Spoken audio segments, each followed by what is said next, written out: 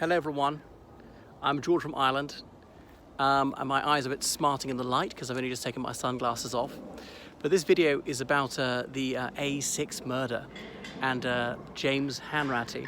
So it was in this field at Dorney Reach in August 1961, one evening, where Valerie Storey and her lover, Michael Gregsten, were sitting in a car. They had just copulated. And it had just gone dark when there was a tap on the window, and they saw a man's face mooning into them saying, "I'm a desperate man." So he insisted they let him into the back of the car. The couple were both in the front of the car. So he had a gun on him. So he insisted they drive the car from here to Slough, which is only about 3 miles that away, and they drove all over southeast England. They drove around the home counties. We're just inside Buckinghamshire. They drove through Berkshire and into other counties and into the wee hours. They had to stop for petrol twice. Now, this man said his name was Jim. He'd let Mr. Gregsten out of the car at a petrol station twice to go and fill up and so on and buy cigarettes. Now, Gregsten and Miss Storey, they twice said to the man, "Why don't you take our money, take the car, take everything, just let us go." But he said, no, he insisted. So Mr. Gregsten twice had an opportunity to run away, but he didn't. Why?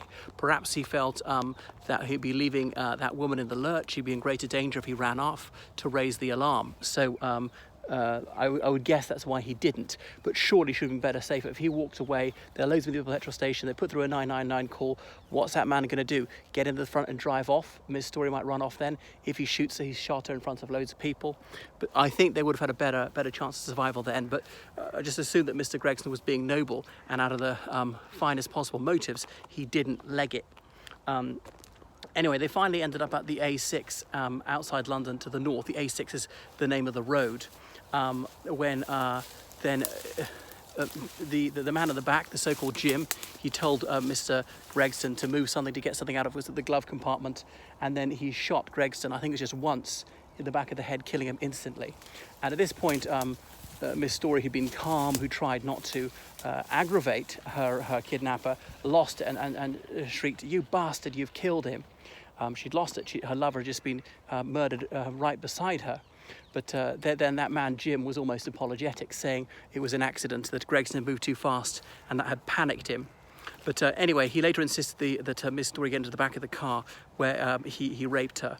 Now, when he was in the back of the car, having a non-consensual intercourse with this woman, another car drove past, and the headlights of that other car briefly illuminated the interior of this car. So for a few seconds, Miss Storey, she saw her assailant's face. Later, he told her to get out of the car, and then he shot her several times.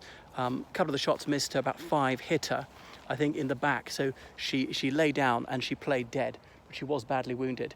So then this so-called Jim, satisfied that he had silenced the only eyewitness to the crime, got into the car and drove away, gurning the gears.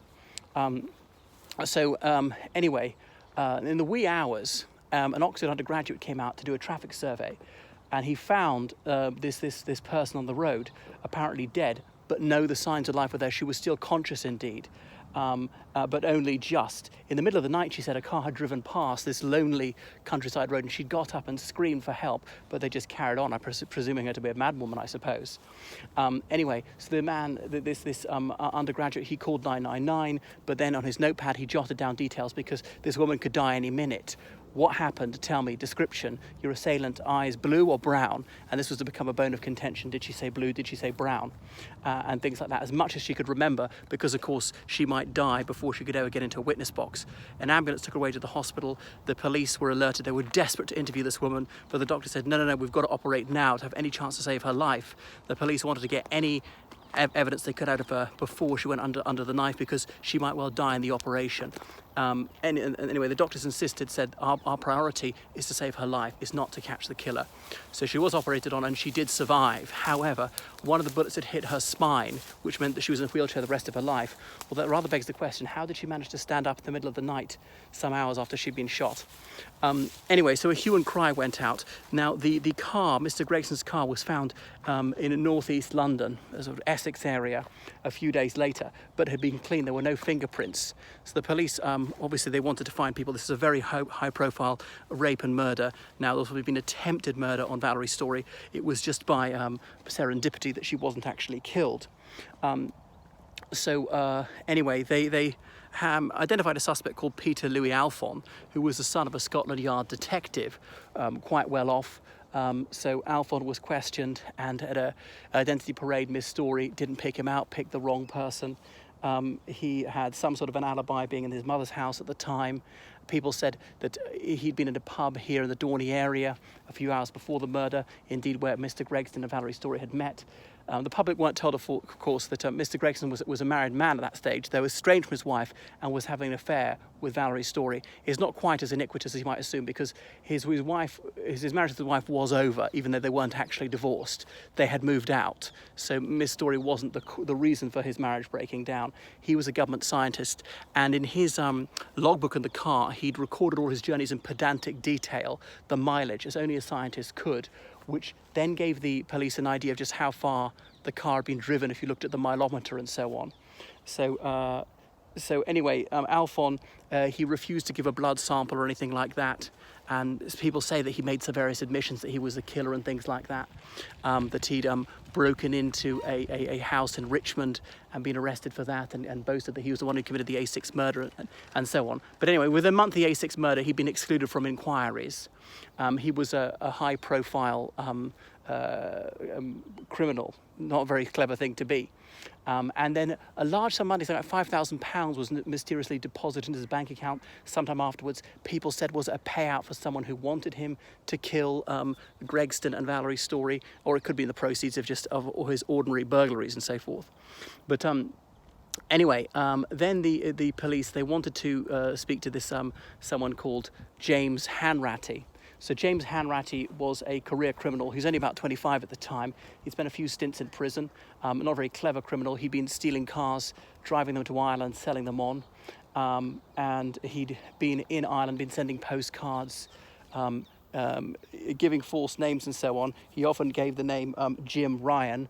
Now, he's not the brightest person there is, but Ryan's a sort of anagram of Hanratty. There are only 6 letters in Hanratty, and all 4 of those 6 are also in Ryan. He was born in southeast London to an Irish family. His father's from Drogheda, I think, and volunteered for the British Army in the Second World War. And James Hanratty was educationally subnormal, been excluded from national service, as in compulsory military service in the UK, on the basis of his extensive career as a criminal, even before the age of 18. Anyway, he'd been released from prison sometime shortly before the A6 murder, and that Jim in the back of the car had said to the others he just got out of the prison, is it 4 months ago? But in reality, Hanratty got out more like 5 months ago. 4 months, 5 months, it's so close. What's the chance of the coincidence of that? I mean, or is it closer to 4, is it closer to 5? You might easily miscalculate. People are quite obviously lax with these unimportant numbers like that. So a number of details, things that he'd said to Valerie Storey that actually seemed to match with the James Hanratty story. Now, why would the killer be stupid enough to tell this to these people? But then again, if he thought he was going to kill them anyway, it wouldn't matter because he'd be dead. Plus, James Hanratty was so dim, he might not have realised that telling people all this identifying information about himself was an unwise idea. Anyway, it often came down to who was staying in the Vienna Hotel in the Maida Vale area of London, and was it James Hanratty? And various bullets from the gun were found there in the room, but were they planted? And he'd got a certain number of busts from that hotel, and then the murder weapon had been found on that bus. Or was the hotel manager lying to try and help the police because he'd been in trouble with the police and things like that? So Hanratty was arrested. He agreed to give a blood sample, and his blood group matched the blood group of the semen inside Miss Storey. Having said that, his blood group was shared with about 40% of the population. So it certainly didn't inculpate him, it just didn't exculpate him either. And, you know, if he knew he was guilty, surely he wouldn't be so foolish as to accept to give this sample. It was completely voluntary. But then again, wouldn't that show he's an innocent man, that he's willing to do this because he thinks, well, it can't work against me since I am innocent. But that's a rather circular argument, saying... Anyway, so he eventually was charged with murder at the identity parade. I believe I'm right in saying that actually she didn't pick him out, but nevertheless he was charged with murder, and he went on trial at Bedford, which is fairly close to where the A6 murder took place. So Miss Storey went in there. She was very dignified and produced a very good impression of the jury, who were not told of her extramarital liaison with the late Mr. Gregsten. And indeed, Mrs. Gregsten had visited Miss Storey in hospital. So Hanratty protested his innocence. He produced a very poor impression on the jury, entering the courtroom with a turkey strut, jut-jawed and decidedly truculent, so coming across as a thoroughly loathsome character. But anyway, so the jury retired to consider the verdict, and the jury then asked the judge for a definition of beyond all reasonable doubt, and that perhaps should have set alarm bells ringing in the mind of the beak on the bench. Nevertheless, a verdict of guilty was returned. So the judge donned the black cap, and he pronounced the only sentence permitted by law for murder in furtherance of a robbery, and indeed murder with a firearm, which is to be hanged by the neck until death. So James Hanratty was duly sentenced to death, but he was nevertheless upbeat, and he told his barrister not to distress himself. So he was granted an appeal. The appeal was dismissed by the House of Lords in short order. So the night before his death, he wrote letters to his family saying that he was innocent as a lamb and to please to carry on campaigning for his posthumous acquittal. And indeed, he went to his doom in April 1962 at Bedford Prison, the last person to be hanged there and the fifth last person to be hanged in the United Kingdom. So that is James Hanratty. I believe his body was much later exhumed from the prison, because part of the sentence was to be buried within the prison walls, and was buried at the family plot in a London cemetery. So his father carried on campaigning for him. They formed the A6 committee. John Lennon threw his weight behind it, and John Lennon used to protest with signs saying Britain murdered Hanratty. It's been the subject of numerous books. So finally the Hanratty family got what they wanted. I think it was 2002, for Hanratty to be exhumed. Paul Foote, the far left journalist, he was a Hanratty believer. And they got the underwear of Miss Storey, which had the semen on it and things like that. And was it the gun would have had some sort of DNA in it, or fingerprints? Would have his perspiration on it or anything. But anyway, so they took a sample of DNA from Hanratty's tooth, and it was a perfect match. I mean, the chance of this not being Hanratty's DNA was something like 1 in 10 million. So the posthumous conviction was upheld. It was him. However, people like Paul Foote were still clutching at straws, saying, well, because DNA was in its infancy in 1961 when the murder took place, the police, they didn't separate all the evidence in different boxes, and the knickers and the murder weapon could easily have rubbed against other items which did have Hanratty's DNA on it, which didn't explain why there was nobody else's DNA in it. Why wasn't there another man's DNA there, and things like that. So that's it, it's case closed. It actually was Hanratty. But the bizarre thing was, Peter Louis Alphon, he then started bragging that he did commit this murder, and he was befriended by Jean Justice, the son of a Belgian diplomat, and Justice's boyfriend, who was an old Etonian barrister. And this gay couple, they befriended Peter Louis Alphon, and Alphon told them repeatedly that he'd carried out this rape and murder because he was against immorality. Now, it was an odd way to protest against immorality, committing rape and murder yourself, because he disapproved of their adulterous relationship. And then he even went to Paris and called a press conference in which he again admitted, indeed bragged, that he carried out this murder. But the Hanratty family dismissed this, saying that the guy was a lunatic. Why on earth would you do that when you could be hanged? I mean, after all, look at 10 Rillington Place. The original defendant, Timothy Evans, convicted and hanged, but he was posthumously cleared. And then the real killer, Reginald John Christie, went to the gallows for that crime. So the same thing could have happened to Alphon if he really was the killer. Just because Hanratty had been executed, the legal system could still admit its mistake and then execute the real guilty party. Anyway, so Alphon lived on until 2009 when he died of natural causes. To think I could have passed him on the street without realising who he was. So it was a case which transfixed Britain, and the debate raged for decades, well, for 41 years, until finally put to bed in 2002. So that is the A6 murder, or the James Hanratty case.